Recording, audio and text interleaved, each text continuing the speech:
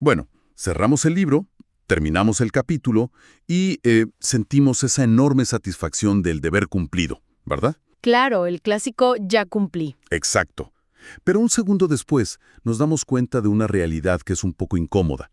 O sea, si alguien nos preguntara de qué trataba exactamente la página que acabamos de leer, pues la mente se queda completamente en blanco. Sí, totalmente. Es de locos. Es como si hubiéramos firmado esos términos y condiciones de una página web sin leer ni una sola línea, por puro trámite. Ajá, es una lectura 100% mecánica. Cumplimos con el requisito, pero, digamos, no hay una asimilación real.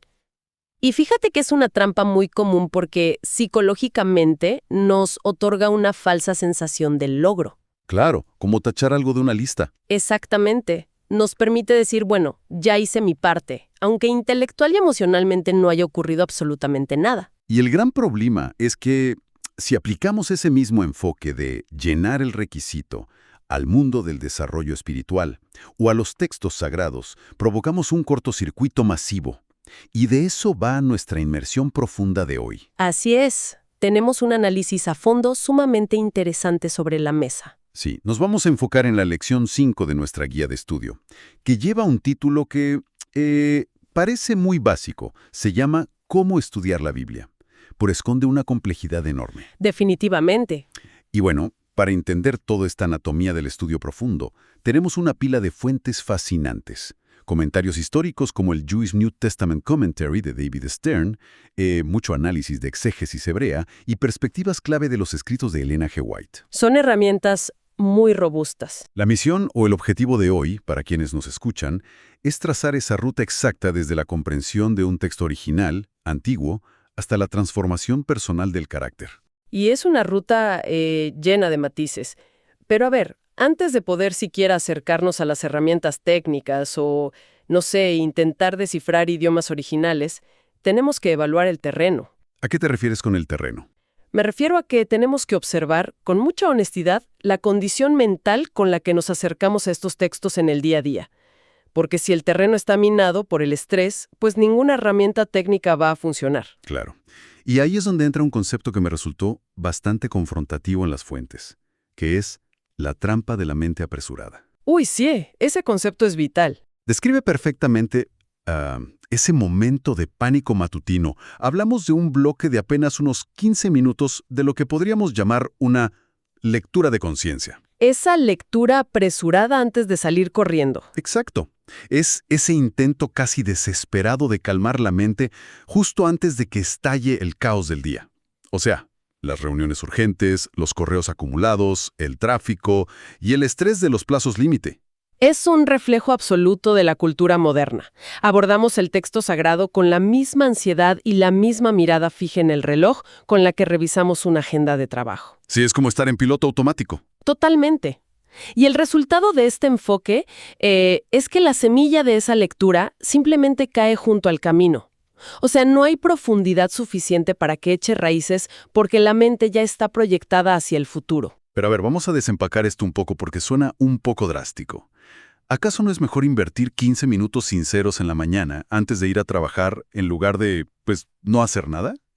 Es una pregunta muy válida. O sea, ¿por qué las fuentes consideran esto un esfuerzo casi inútil o una trampa? Porque la reacción lógica es pensar que cualquier cantidad de tiempo es una victoria, ¿no? Pero el problema real no es el cronómetro en sí, sino la ansiedad que hay de fondo. Las fuentes usan una analogía genial. Es como intentar beber agua directamente de un hidrante abierto en la calle. ¡Wow! Un hidrante abierto. Es muchísima presión. Exacto. La presión es tanta y el tiempo que nos damos es tan corto que el agua simplemente nos golpea la cara. Y claro, terminamos empapados y aturdidos por la fuerza del impacto. Pero en realidad seguimos teniendo la misma sed. No hubo tiempo ni para tragar ni para asimilar. ¡Qué brutalidad de analogía! O sea, el agua choca, pero no te hidrata para nada. Precisamente. Por eso se contrasta ese hidrante abierto con lo que llamamos el espacio cultivado. El objetivo de este espacio no es cumplir con un requisito para apaciguar alguna culpa. Sino que tiene otro propósito. Claro, es un tiempo 100% intencional, un tiempo protegido, diseñado específicamente para escuchar verdaderamente la voz del creador. Y eso requiere apagar toda esa maquinaria del apuro. Sí, exige detenerse para contemplar.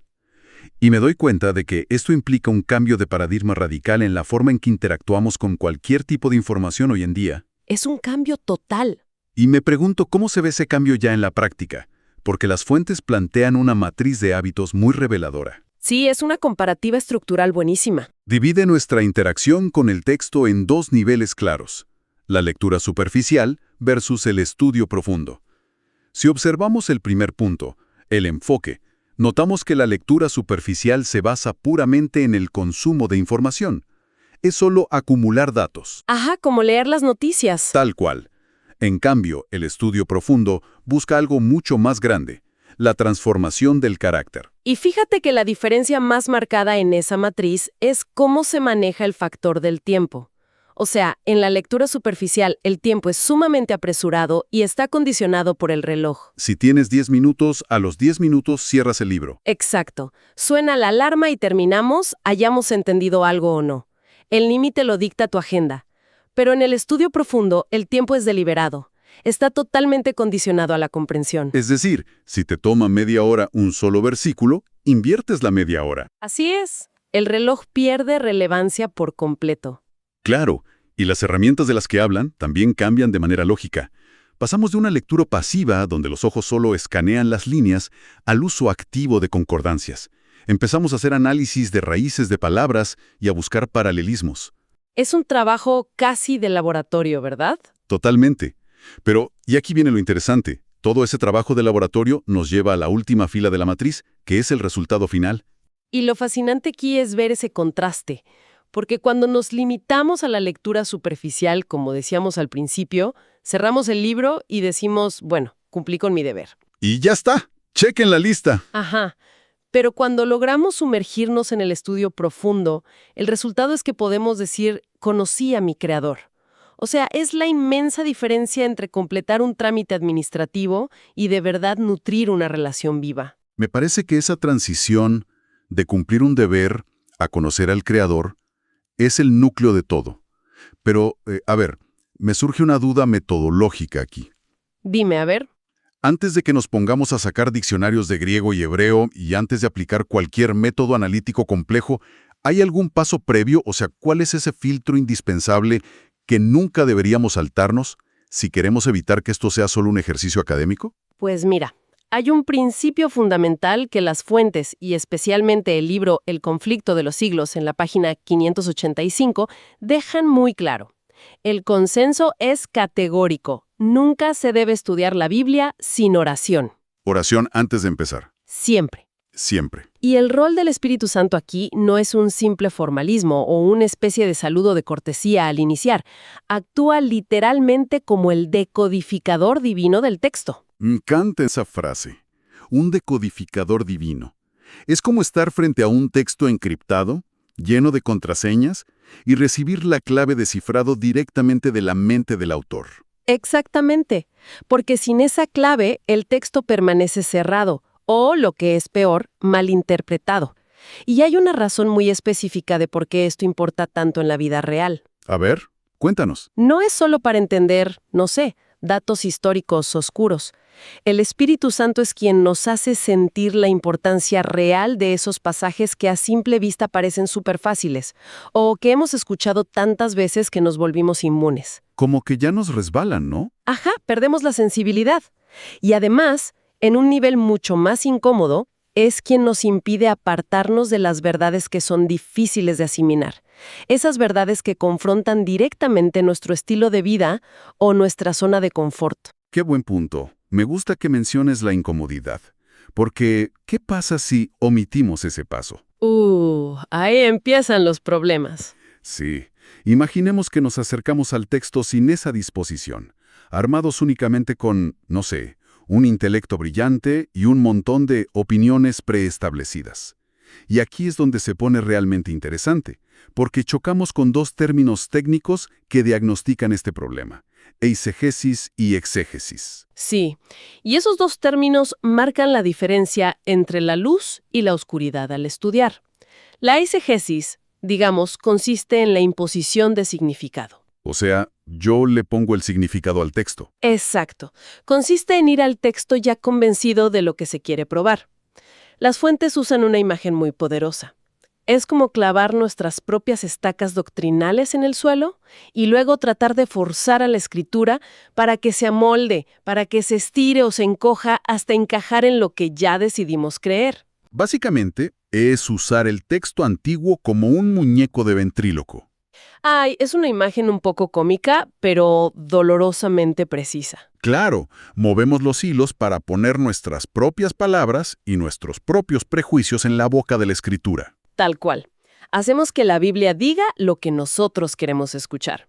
Y bueno, en la otra esquina del cuadrilátero tenemos la exégesis. Que sería lo contrario, me imagino. Sí, la exégesis significa la extracción del significado real e inherente del texto. Aquí es la Biblia la que define los límites de la conversación. O sea, nos obliga a tomar nuestras propias teorías y medirlas a la luz inflexible de la palabra. En este modelo, nos sometemos al texto, no al revés. Pero lograr esa extracción real, esa exégesis tan pura, pues se requiere un método. O sea, no podemos simplemente abrir el libro al azar y esperar que el significado profundo nos caiga del cielo. Claro que no, requiere estructura. Y resulta que los eruditos hebreos originales, las mentes que vivían y respiraban estos textos, ya habían diseñado un sistema de contención precisamente para evitar que la mente imponga sus propias ideas. Así es. Desarrollaron un sistema de interpretación sumamente estructurado, que se resume en un acrónimo muy famoso, PARDES. PRDS. Exacto, PARDES.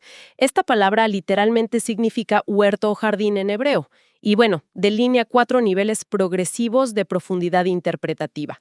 La idea base es que no puedes llegar al nivel 4 sin haber cimentado bien el nivel 1. Ok, vamos a desempacar este jardín paso a paso. ¿Cuál sería entonces la puerta de entrada? El primer nivel es el pshat. Este es el sentido literal, llano y puramente histórico del texto. Es el suelo firme sobre el que nos paramos. Las preguntas básicas, ¿no? ¿Qué pasó? ¿A quién le pasó? ¿Cuándo pasó? Exacto. Y fíjate que si ignoramos el peshat, cualquier interpretación espiritual que hagamos después corre el riesgo de convertirse en una fantasía sin ningún anclaje en la realidad. Entendido. Los hechos crudos primero. Pero asumo que si nos quedamos solo ahí, en el Peshat, la Biblia no es más que un libro de historia antigua sobre reyes y batallas. Totalmente de acuerdo. Y por eso necesitamos avanzar al segundo nivel, que es el remetz. Esto se traduce más o menos como una pista, una insinuación o un eco. Es la alusión tipológica. Una pista. Suena que hay algo escondido ahí. Sí, ocurre cuando el texto sugiere algo más profundo, que no es obvio en una lectura rápida. Una palabra o una frase que actúa como un enlace hacia otro evento. Y lo fascinante del remés es que mecánicamente obliga a esa mente apresurada a detenerse. Claro, ya no puedes simplemente escanear por encima. Tienes que empezar a buscar las conexiones ocultas. Es brillante. Nos vuelve detectives en lugar de simples espectadores pasivos. Y una vez que encuentras las pistas, avanzas al tercer nivel, que es el drash. Fíjate que comparta raíz con la palabra midrash. Ah, ok. ¿Y qué hacemos en este nivel? Aquí ya entramos en la aplicación moral, práctica y homilética. O sea, es el puente entre ese mundo antiguo y nuestro presente. Es la disciplina de preguntarnos, ¿cómo aplico la lección de este rey antiguo o de este conflicto en el desierto a las decisiones de mi día a día? Es como convertir la historia en un espejo personal. Y la verdad me queda claro que esto ya es bastante profundo. Pero nos falta una letra en el acrónimo, el cuarto nivel, que suena casi como poesía. Es el Sod. Este nivel representa el misterio profundo, la revelación mística de la redención. Es lograr ver ese gran hilo conductor del propósito del Creador tejiendo toda la historia humana. Es como ver la foto completa del rompecabezas. Ajá. Ahora, todo este sistema del PARDES no existe en un vacío académico. Está intrínsecamente conectado a un concepto central del mundo hebreo, que es la idea de ser un talmid. Un discípulo. Y me detengo ahí porque discípulo es una palabra que usamos hoy con muchísima ligereza, ¿verdad? Sí, casi como un sinónimo de estudiante. Exacto, pensamos en alguien sentado en un pupitre, tomando apuntes pasivamente para aprobar un examen escrito. Pero, si entiendo bien el trasfondo oriental en las fuentes, ser un talmid bajo este sistema no se parece en nada a eso. Es más parecido a ser el aprendiz de un maestro carpintero tradicional. Me predice una comparación excelente. Porque, a ver, el aprendiz de carpintero no está ahí para memorizar la definición teórica de un martillo. Claro que no. Está ahí para observar meticulosamente cómo el maestro sostiene la herramienta, con cuánta fuerza golpea la madera, en qué ángulo, y todo esto para luego imitarlo exactamente igual. Aprender haciendo. Exacto. En el concepto de Talmid, estudiar no es acumular datos estáticos en la cabeza.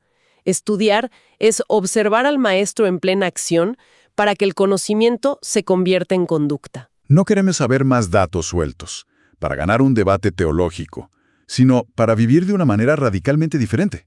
Ese es el punto central. Y, bueno, para ver cómo toda esta profundidad filológica y este cambio de actitud funcionan en la práctica, las fuentes nos invitan a analizar un ejemplo concreto. Sí, vamos a aplicarlo. Tomemos uno de los versículos más famosos de la historia, el Salmo 119, 105, que dice: «Lámpara es a mis pies tu palabra, y lumbrera a mi camino». Un clásico.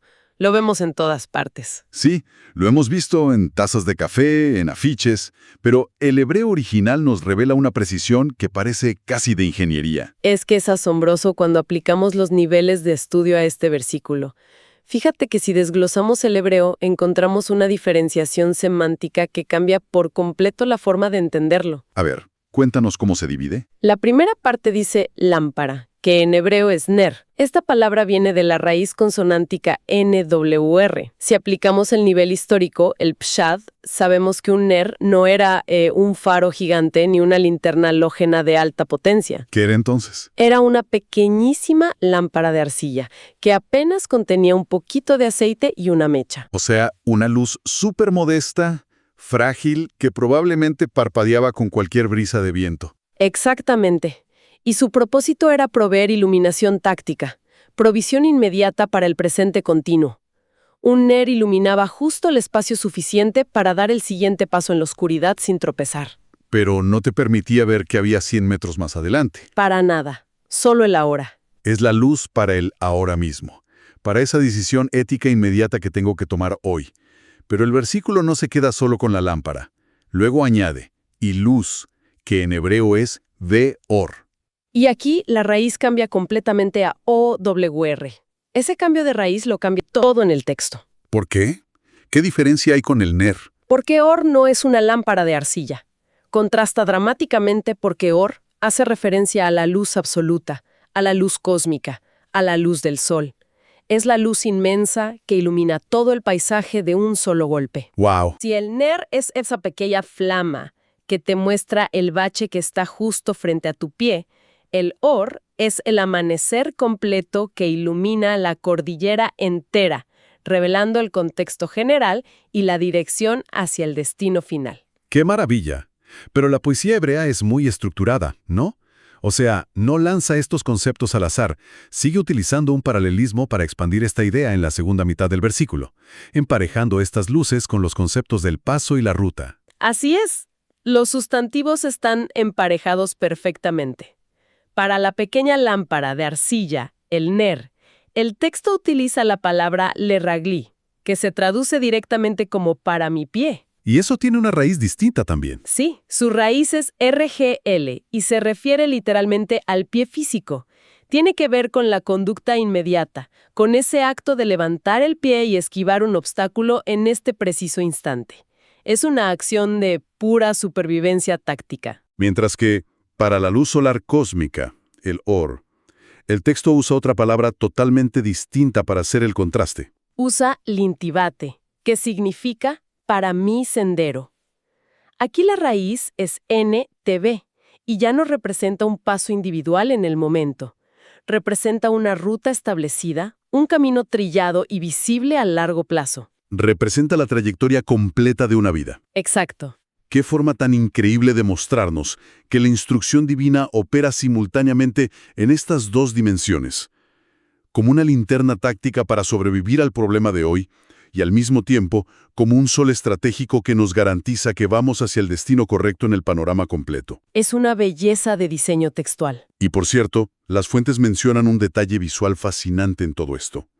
Este salmo está estructurado como un acróstico, y esta sección en particular del versículo 105 corresponde a la letra hebrea Nun. Sí, la letra Nun. Y pictográficamente, en el hebreo antiguo, esa letra Nun representa una semilla o un pez. Fíjate que ese es un remes de manual, una pista perfecta. Porque la semilla y el pez son símbolos antiquísimos de vida y sobre todo de movimiento continuo, de dinamismo. Te invitan a moverte. Ajá.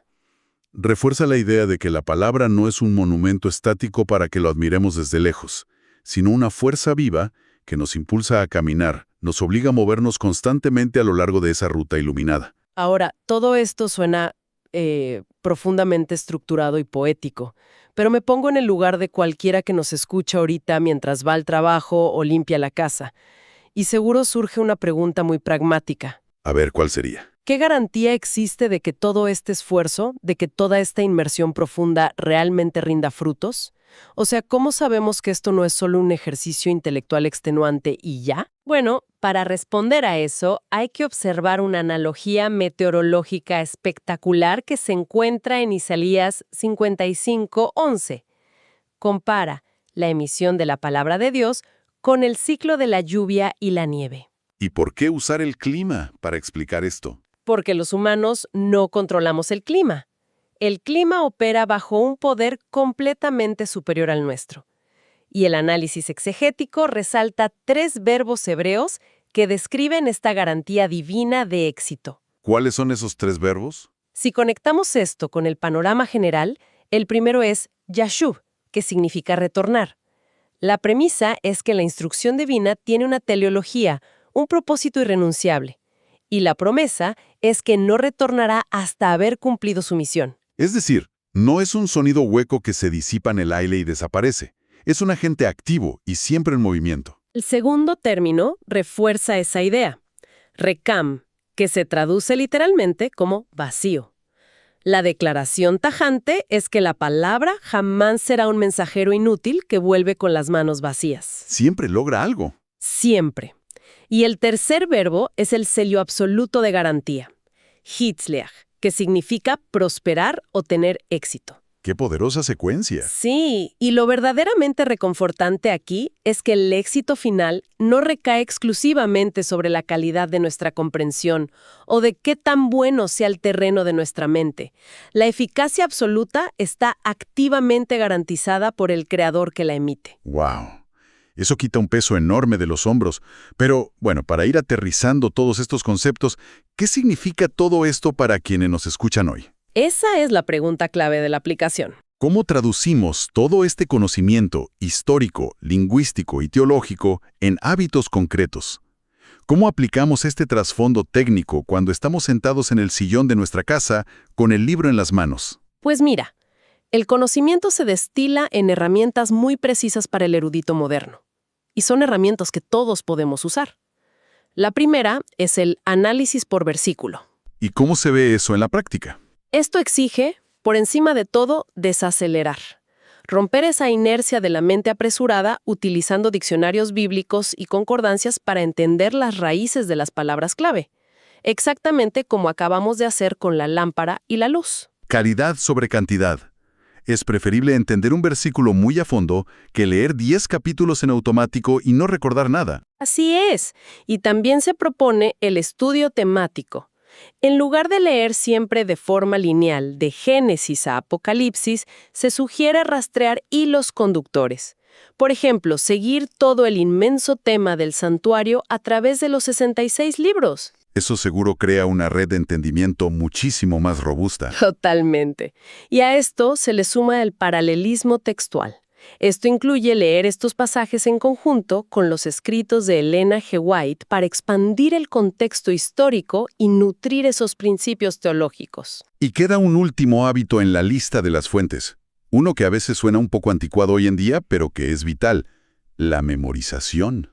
Uy, importantísimo. Pero no la memorización como un truco de salón para impresionar a los demás o citar textos en una reunión, sino como una estrategia de pura supervivencia. Es guardar la semilla conscientemente. Exacto.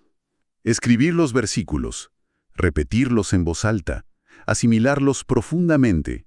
Todo esto para asegurar que, cuando llegue el momento de la prueba, cuando de repente todo se vuelva oscuro en nuestra vida, esa pequeña lámpara táctica de arcilla esté encendida y disponible en la mente de forma automática. Claro. Pero fíjate, al repasar todas estas herramientas metodológicas, hay un concepto que debe primar sobre cualquier otro. El objetivo de este análisis técnico nunca ha sido puramente intelectual. ¿A qué te refieres? A que acumular exégesis no sirve de nada si solo nos vuelve personas más arrogantes. Todo este enorme esfuerzo, los métodos, el pardés, los diccionarios, son herramientas de carácter relacional. Es un recordatorio súper poderoso. No estamos buscando diseccionar información para ser más listos. Estamos buscando ser transformados a través de una relación personal. Y hay una metáfora en Hebreos 4:12 que ilustra esta dinámica de una manera sobrecogedora, hablando de la espada de dos filos. Ah, sí, la espada que penetra. Ajá. Utiliza un concepto griego llamado merismos. Es la capacidad divina de penetrar y dividir lo indivisible. O sea, separar el alma del espíritu, las coyunturas de los tuétanos y discernir los pensamientos más íntimos y las intenciones ocultas del corazón. ¡Qué intenso! Muy intenso, porque solemos pensar, desde nuestra arrogancia analítica, que nosotros somos quienes aplicamos el método.